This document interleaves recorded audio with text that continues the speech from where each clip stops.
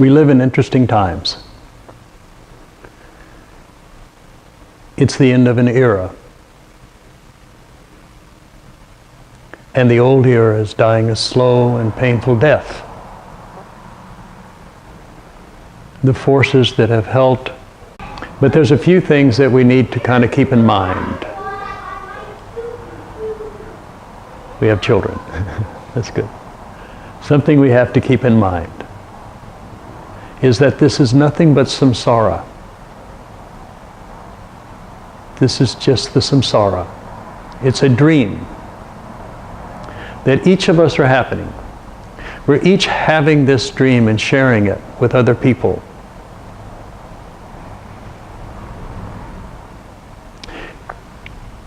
I'm going to review a little bit here. For just a second, I'm going to talk about the center of the universe.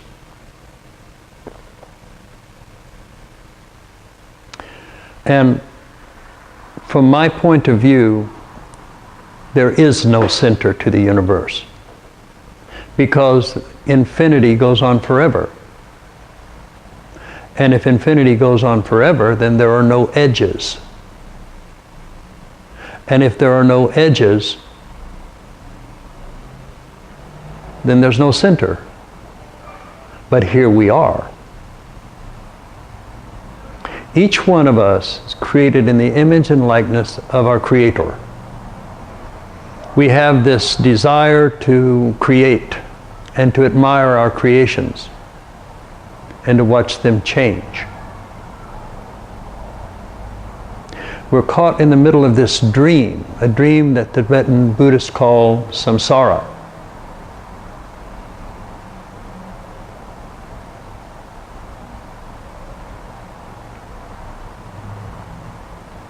Each one of us is a center of the universe in this dream.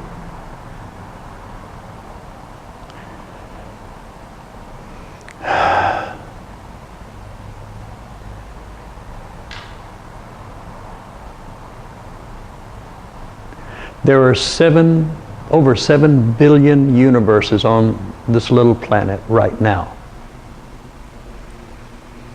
Every single person here has their own reality. And realities are really interesting because they change all the time. You can get yourself locked into a place where you don't have a lot of outside forces and you fall into a sleepy state, and maybe there's no change that goes on for a while. But if you'll notice that even during those times or years when there's no change, there's something happening. Mainly, you're getting older. Your days here are numbered. All of our days are numbered. And that's good. So we have 7 billion universes on this earth. And an interesting thing happens about these realities. Realities are changed not by thought, but they're changed by experience mostly. That experience can be a heart attack. You're living your life, suddenly you have a heart attack, everything changes. Going through a divorce, getting married, having children, having a pet, losing a pet, getting a new car. All of these things changes your reality. You're not the same after you get them as you were before. Sometimes you're better, sometimes you're in a more depressed state. But we're going through life always creating karma. And our life is a reflection of our karma. Our birth and the parents that we had and the circumstances that surrounded our birth are all karma, brought about by past lives, the progression of your soul up until the moment of birth, and then you have that experience. Some people choose to find it's their karma, maybe, to live only an hour, and then they're gone. Other people may be over 100 years. And they're gone. But everything is karma. And karma is created not by what you think or do, but the intention behind what you think or do. This is why in Buddhism we try to get everyone to be impeccable, to have an impeccable mind, to have impeccable language, to have impeccable interactions. We watch the words we say because our words can cause harm. Even words that we don't think too much about. Think about it. You're in a reality, you're driving down the road, a car cuts you off, you throw on the brakes to avoid an accident, and you scream, "Son of a bitch!" Think about that word. Just think about the word itself. It's pretty harmful. You're not only insulting the person who did it, but you're insulting his mother. And what good does it do you except it puts you into an angry state of mind? And that angry state of mind can lead to road rage. It can escalate. It's a choice you make. What you choose to put your mind to, you tend to become. As I've said for a long, long time, almost first time people sit with me, I say, what you touch touches you. So when you're touching these states of mind that are angry, fearful, depressed, violent, highly judgmental, you're creating karma for your life. And the interesting thing about that is that your karmas create a field about you, a field of attention about you that attract other people to that particular karma. And when you have a whole group of people deciding that they want to explore their spiritual life, that they want to expand their experience and their reality of the divine, and they're kind of doing the same practices, then they tend to come together. And we call that a sangha. In a sangha, you're independent.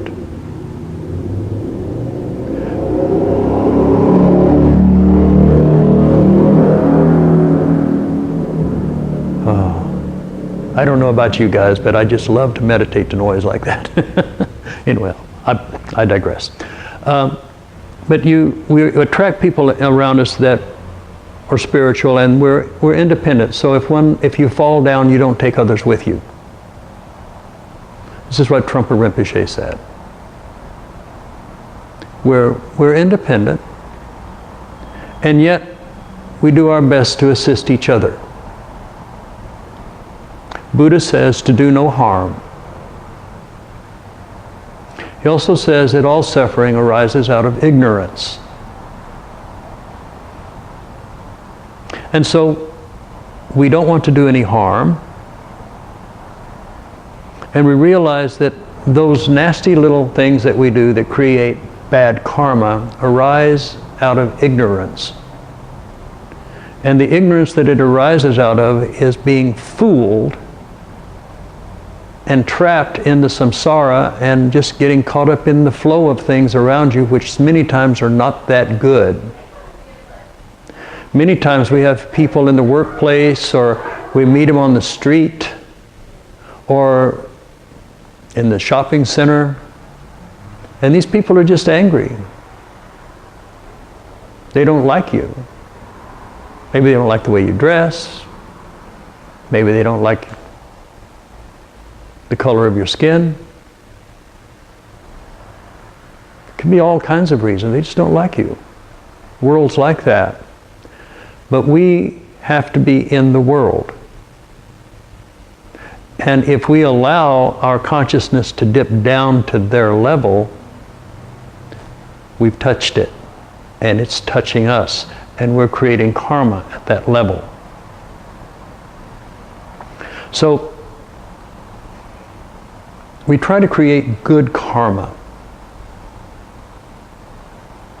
The operating system that's going out that I referred to earlier, that operating system is based on fear, control, domination, and manipulation. That's the old operating system that's being phased out.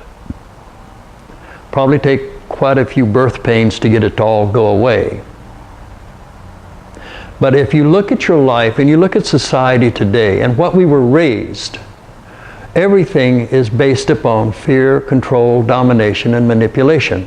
Whether it's in politics or religion or in our job or in how we raise our kids, how we deal with our mate. We always have this thing that we have to dominate. We have to demand that they behave certain ways. And if they don't, then we leave them, or we threaten to leave them. Fear and control and manipulation. And when you're operating in that operating system, you're entering into the samsara deeply. You're getting lost in the dream of limitation. So you realize you have choices to make. This is the first step of awakening, is that you have choices to make. The person cuts you off in front of them, and maybe he even throws a finger at you while he's doing it. You can get mad and curse, or you can have compassion and say, I'm really sorry he's having a bad day. Either one creates karma. One creates a karma that makes your day really nice. The other karma is full of anger, violence, contention. So we make a choice as to how we react. It's a conscious choice. We make the choice to meditate in the morning. We make the choice to meditate in the evening. We make the choice to eat the kinds of food that our body tells us we need. And we make the choice to have people around us that we have surrounding us. It's our choice.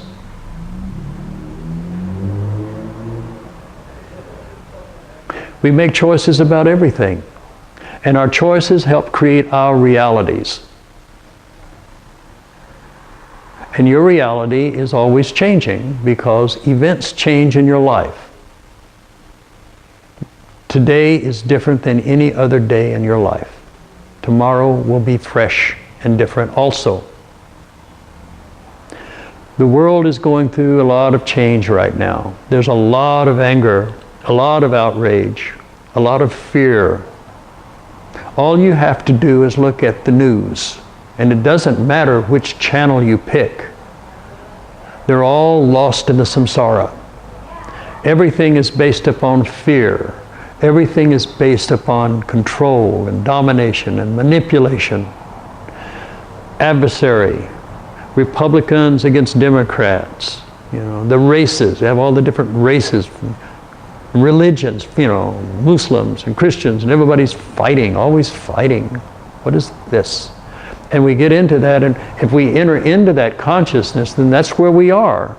We have a day there. I many times tell people, and I really sincerely believe this, that's why I keep saying it, is that I believe the best is coming our way right now, that we're in the middle of it, that we're going into a golden age where people will love each other and there won't be wars. Nobody will be hungry. We have that capability. We could actually do that right now if we just changed the way we look at things. There's more than enough food to feed everybody. There's nothing on this earth at this point that can't be changed.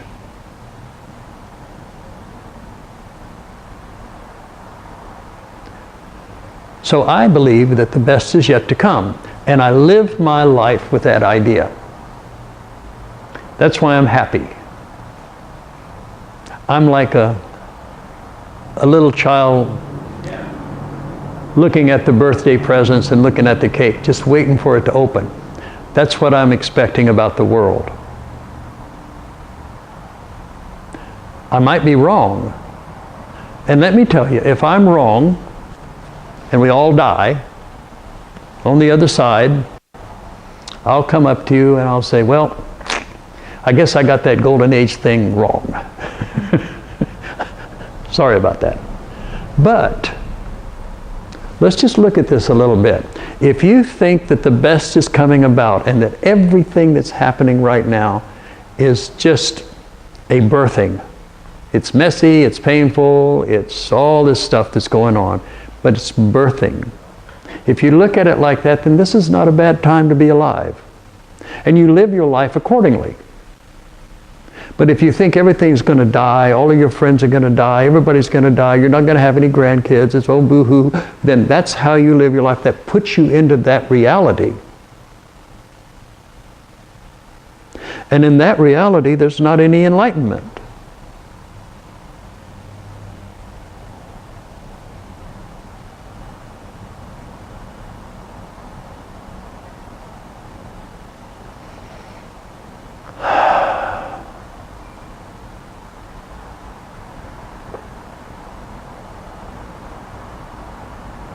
I was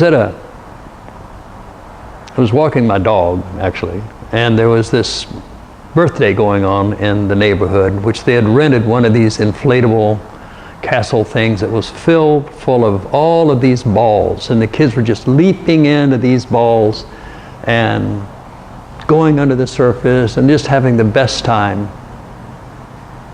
looking into that container of all of these little plastic balls.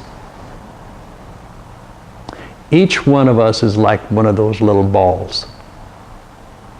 We're down in the center, we can't see anything, but we're pressed from every side by other people's ideas, other people's reality.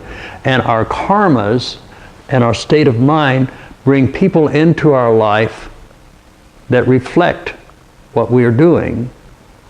And it also brings some people in our life that aren't exactly like that. There's two sides to every magnet, I guess.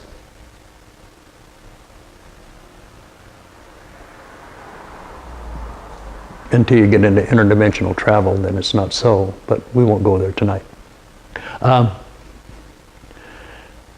So imagine yourself in this world where you have your reality. It's yours. It's the only reality that you have.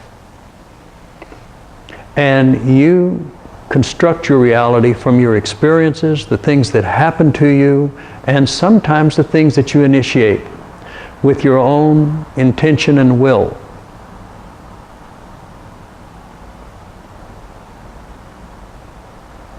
$7 billion balls on this little earth. Everyone with a different religion or family or whatever. Everyone is unique. Even identical twins are not exactly identical. Everyone has their own reality.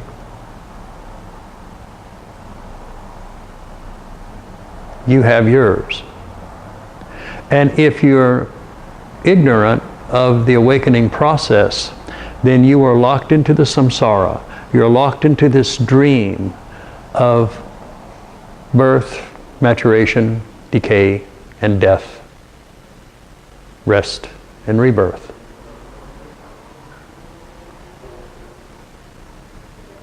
You can move higher than that, though. You can create a reality about yourself of enlightenment.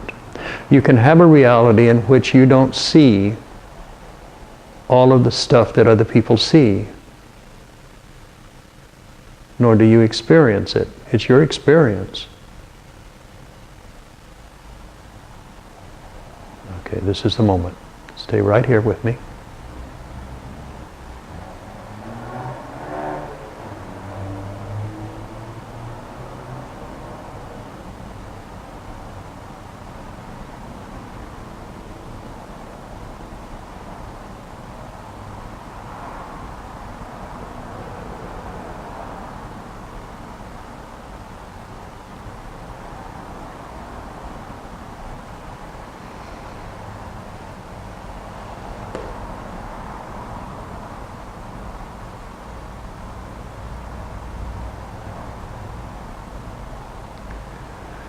I keep waiting for you to see, really see, that you are God in the flesh.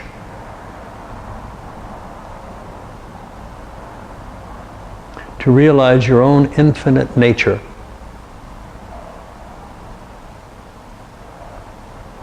The ability to shift your attention into new realities, in new perceptions.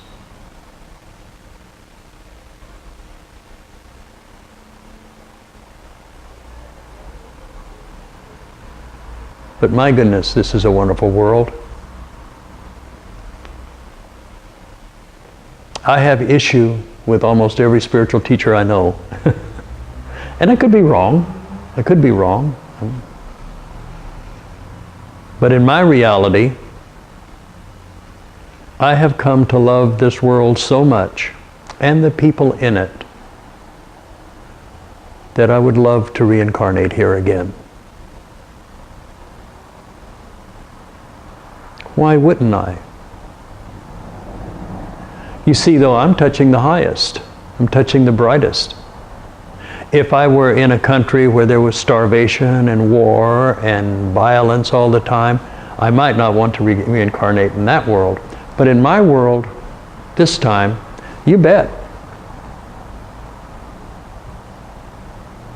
I could go to those worlds of violence and I could get myself lost there.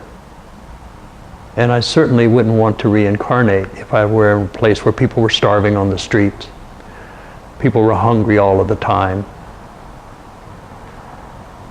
And human life was without value. But I have raised my consciousness to a place where the people around me are very precious. There's not a person I meet on the street that I don't love, that I don't have compassion for.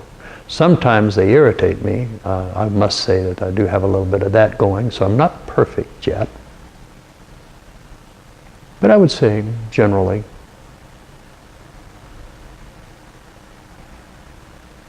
the only people that I have an issue with are people who come and stand before me and are consumed with hatred. I find that very difficult. I try not to be around such people. But if I am facing people who are full of hatred or rage, I have to watch very carefully what my choices are when I react to that. I have to see if I'm coming from ego. The ego tells me that I have to set them straight, that they got it wrong and I have to correct them. But in reality, I don't. Their karmas will correct them.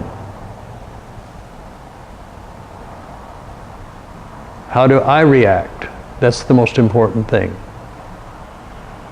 As a spiritual aspirant, it's really, really, really important that we watch the choices we make throughout the days. And when we're surrounded by someone who's violent or angry or terrified, fearful, depressed, we have to watch our choices. These people are your spiritual teacher at that moment. They are your guru. They're testing you to see what you've learned. If you can walk away feeling compassion, then I would give you an A. If you walk away depressed or angry, that's not a passing grade. Nobody makes a perfect score all day long. We just do the best we can. But I have raised my consciousness to the place where I have eliminated the violence from my life. I've eliminated fear from my life.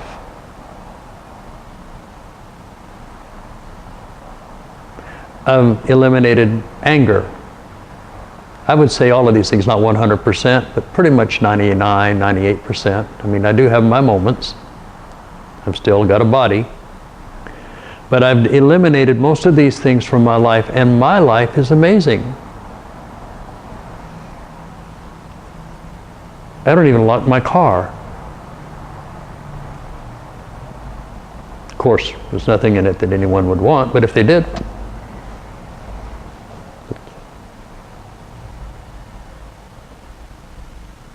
it's all a choice.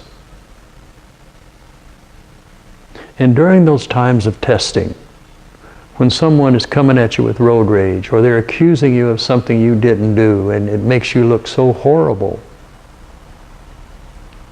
what choices are you making when you react? Can you come from love? Well, it's very difficult to come from love when somebody's enraged at you. It's hard to come to feel any kind of peace when you're around people who are grieving or dying, unless you know better. You still put on the personality, caretaker personality, that will deal directly with them in a way that they can handle it and not become upset. But you're always touching the higher part of their nature, not that lower part that they are presenting to you. I have to do this with everyone I meet, especially my students.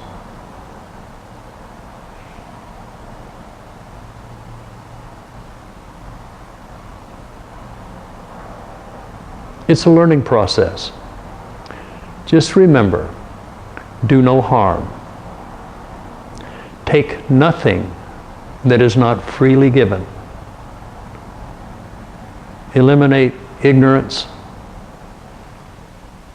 from your life as much as you can. Always learning new things. When something confounds you, you put your attention on it to figure it out. It's called contemplation. And when you're overcome and you lose everything, then you pray. You pray for yourself. You pray for others. You're not praying to some God out there. You're praying to that part of you that is God. That divine nature that is inside of you. Not out there, but inside of you. That divine nature that is creating all of these realities that you're experiencing in this life. And you pray to it. And you ask for forgiveness. I'm sorry I lost it. I'm sorry I made that mistake. I'm sorry I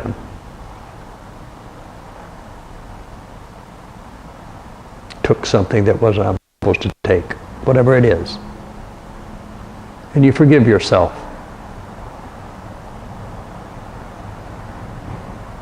And then realizing that everyone who transgresses you, everyone that comes against you, is coming to you out of ignorance of their own enlightenment. So when they're doing that,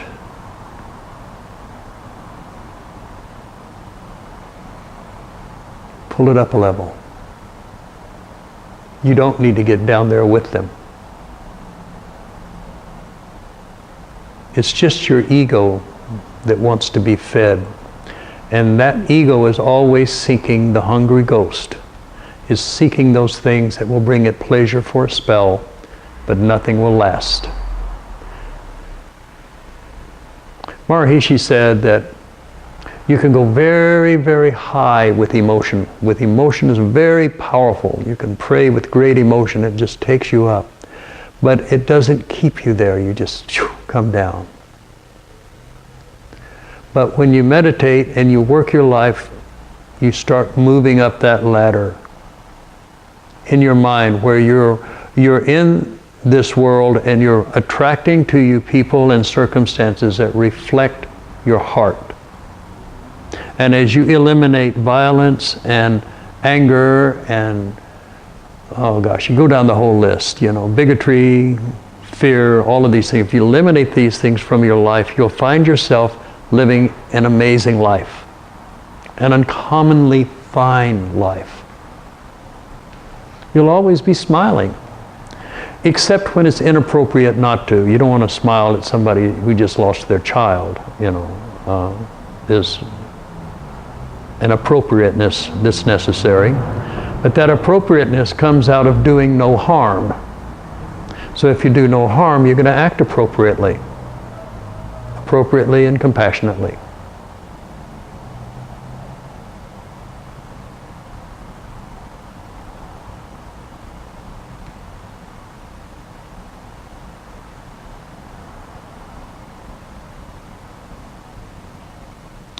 And when you find yourself getting taken out and you're hurting, crying, feeling like there's no hope, then I suggest you touch something else. Turn your life, turn to yourself, face another direction. Go in the bathroom, wash your face. And stand up straight.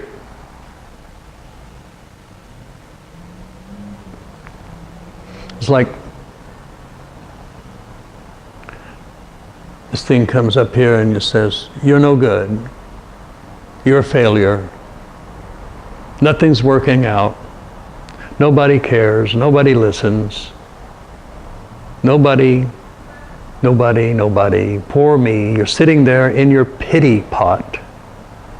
Just, and as you're doing that, your higher self says, "Wait a minute. What?" This is, "Are you doing the best you can?" "Yes." "Are you working for the good of others?" "Yes." "Are you trying to alleviate suffering?" "Yes."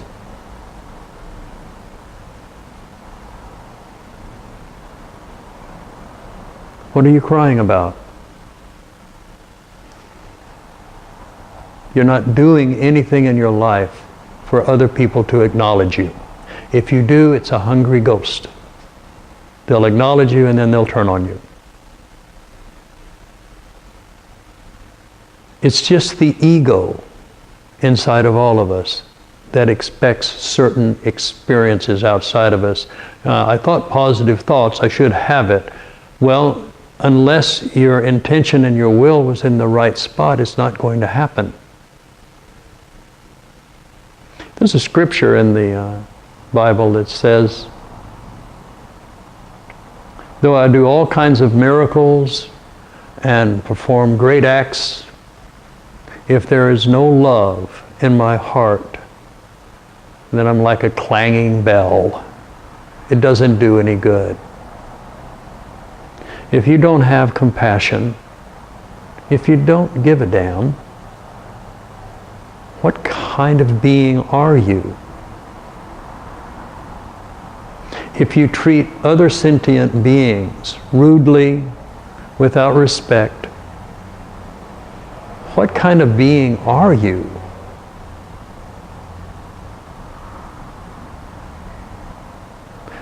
These things don't come easy. We're not taught this stuff. We're not taught to be this way as we're growing up. We're taught to defend ourselves, which is, I guess, a good idea. We certainly don't want to be bullied.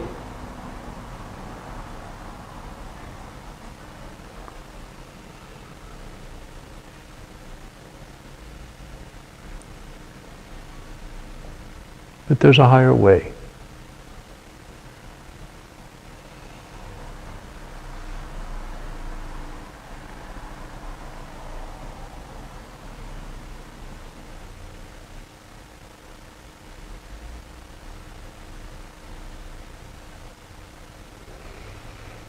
Good.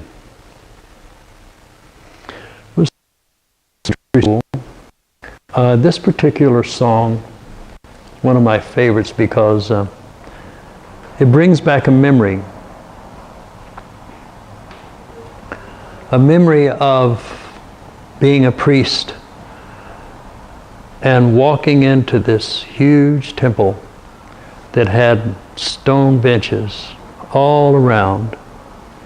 And would walk in make our way around the building, and when the two lines meet, we'd all turn and face the center, and we'd sit down and start to meditate.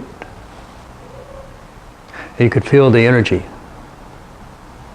And then, after a while, you would feel the high priest coming as he walked across the courtyard and up the steps, and walking into the room and spinning and everything disappearing into light until poof, he was gone. And we sat there for a little bit more longer and then made our way outside and looked at the world. So let's go on this little journey together. Most of us have been in things like this in past lives. So let's just enjoy this. And it's called Mystery School by Zazen.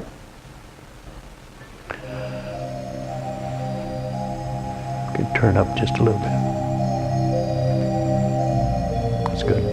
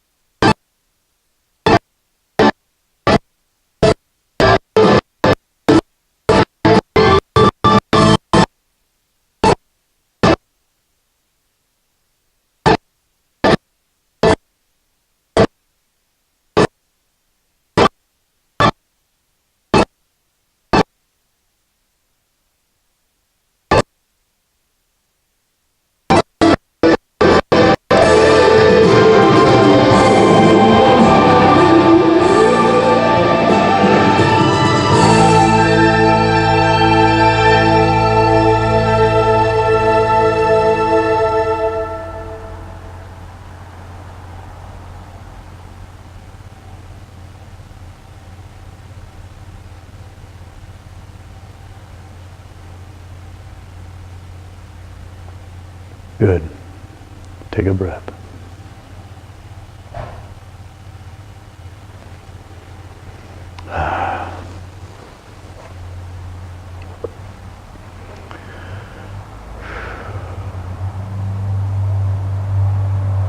So now, have a few minutes where we can have a little discussion. Do you have any questions about anything?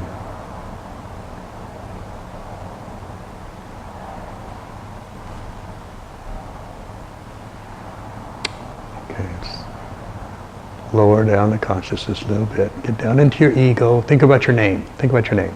Okay, you got your name? You find it? Okay. Now, are there any questions? You'd really reincarnate. Oh, yeah. What else we got to do? We have eternity, you know. If you don't incarnate here, you're going to go somewhere. You can't ever stop. Yeah. Well, it's not so bad here. Well, it's not so bad in other worlds. This is kind of a really weird world. This is a world, my teacher said it accurately. He said, this is a world where you have all of the heaven worlds, all of those dimensions, and you have the hell dimensions also, and they're crossing right here in this world. And wherever you place your attention is which one of those are you going to go to. So there's a difference between spending the summer on a beach in Maui or spending a summer on a beach in Darfur or Syria. Not that Syria has a beach, I guess they got a lake or something, but you get the drift. You're in this world because of your consciousness and your karmas. And the fact that you are in a place where you can now awaken to the fact that you do actually have choices. Before you didn't know you had a choice, you just reacted. You thought that's the way life was. And I'm telling you, life is the way that you see it. It's your reality, but the little thoughts that you think throughout the day, those little angry thoughts or those selfish thoughts or those thoughts of not being good enough or not being ready, or all of those thoughts create a reality for you. And you attract people to you that go with that reality, as I said. So that's why the Sangha is such an important thing, because you have people working together for the higher. They're falling down quite a bit. Everybody does. But in a Sangha, you're all working toward enlightenment. You're all working toward the alleviation of suffering. Dispelling ignorance whenever we can. We dispel it within ourselves first. You know. I've said for a while that there will never be world peace outside of you until there's world peace inside of you. I did that for a while today. I actually lived on earth, inside of me, seeing the earth peace. You say, well, gosh, what about? I said, well, I'm not choosing to really pay a whole lot of attention to that because it's going out. That's why I don't have a TV right now. Yeah, don't need no TV. It's just anything that drops your consciousness, and you create that. But sometimes it's kind of, I watch TV myself.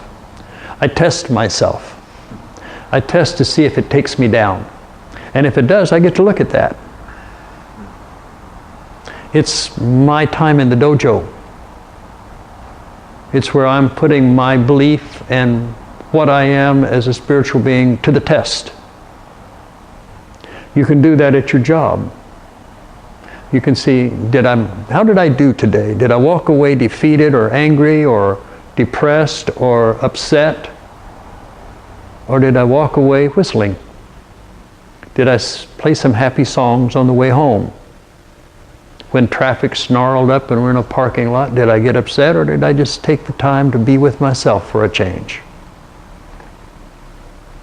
Take the moment the universe gave you. It's all a choice you make. We make choices all the time. constantly making choices. And every choice that we make creates karma from the intention and the feeling behind that choice. Do we just accept it as being that way, or do we not? The world is always changing. It's a chaotic thing here, especially, I think where a lot of people get kind of messed up is they're in the samsara and they want to change the samsara. Oh, that's interesting. And you can't change the samsara, that's what it is. But you can change yourself to where the samsara doesn't take you out. You know, you can go to the ocean and those waves that come in and you can fight those waves all you want, or you can surf on them. It's a choice. One's kind of fun, the other one's not so much, kind of frustrating. Trying to hold the ocean back. It wears you down. Yeah, wears you down, and you can't do it. It's samsara. You're going to change the samsara within yourself, then you do better.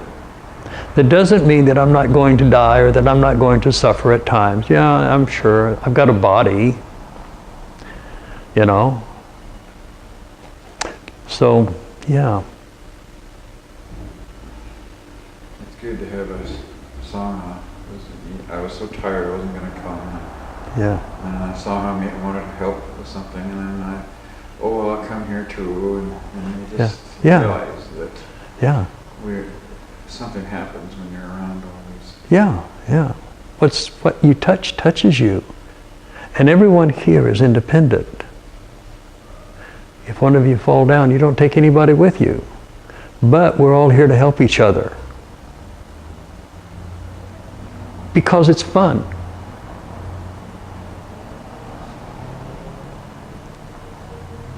Any other questions?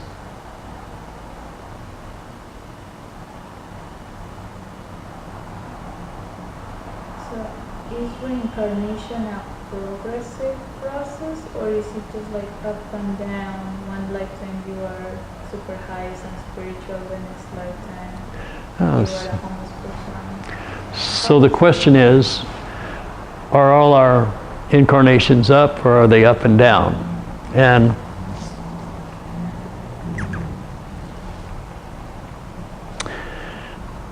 eternity does not have an up or down because it doesn't have any edges. But if you have, let's say, a very high incarnation, maybe you're a monk and you're doing all kinds of good things and you're, feeling peace and joy and happy and all of that stuff. And then you reincarnate and you come in, and instead of doing what you know to do better, part of you says, well, let's just see what happens if I don't do what I did those last lifetimes. What if I do something different? And then you get karmas for that. You suffer. So those would be the down ones. But from my point of view, they're not down at all. You had no idea that that was what was going to happen, so now you get to experience it. It's just part of the experience of your samsaric life. But my job as a teacher is to encourage you not to rebel against what is truth. And that truth is what the Buddha discovered, is that, right language, right action, that sort of thing. But most of our incarnations are always going up because we're always increasing our knowledge in one way or the other. Now maybe we go through 1,000 incarnations of hurting people, torturing them, killing them, enslaving them, using them. But at some point you awaken from that and you start seeing that that is nothing but chasing something that creates nothing but pain and heartache in your life. It can take many lifetimes to get away from power. It can take many lifetimes to get away from the idea that you enjoy dominating and manipulating and controlling those around you. But the karma for that is intense.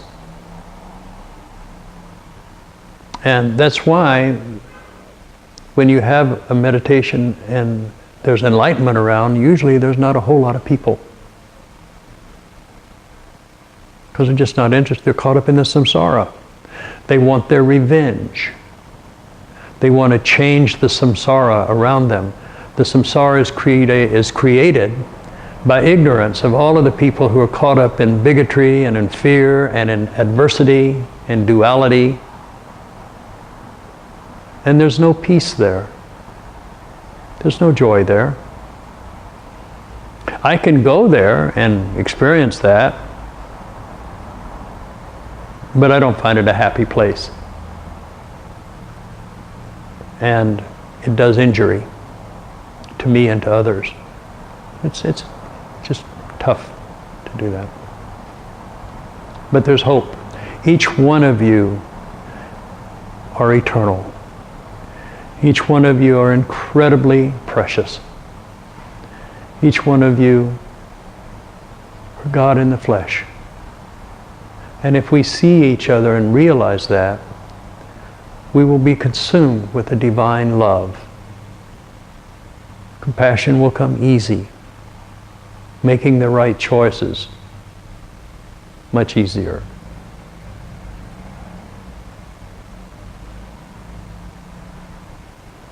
It's a journey. Every lifetime is a journey into eternity and beyond. So, okay, well, I want to thank you for coming.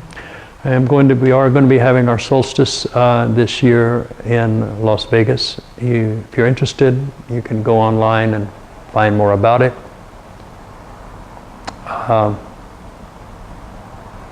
We're not going to gamble, but there are really wonderful places of power around Las Vegas that are amazing. I lived there for 30 years or more. So I'll take you some nice spots. It's going to be a nice week, excuse me. And this particular solstice, I'll let for those of you to know that this particular solstice is extremely powerful. In the winter solstice, it's the day of least light. It's the longest night, the shortest day. And 2 days before it is a new moon in which there is no reflection from the sun. So you've got a week there where everything is going introvert. It's going down, it's going inside. It's a wonderful time to meditate. This is an amazing time to go to a place of power. It's time to really look into your spiritual being better than any other time because you're not being distracted so much. Everybody is pulling in, and that's what we like. We like it when everything is pulling in. Other people get depressed about that. That's when we like it. So this particular solstice can be very powerful. And if you can't make it, I really strongly suggest that you meditate extremely hard starting 2 days before and on the solstice itself.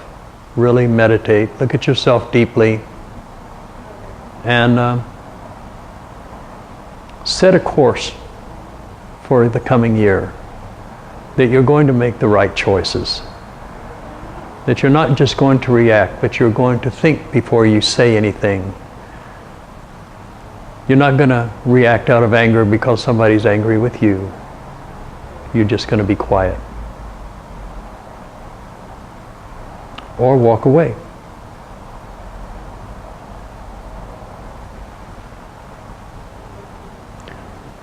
It's going to be a good weekend. It's going to be a good retreat. And I want to thank all of you who have endured us going through this video thing.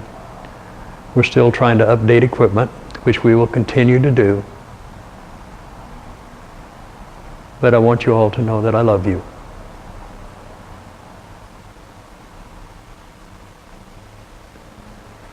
I really love you.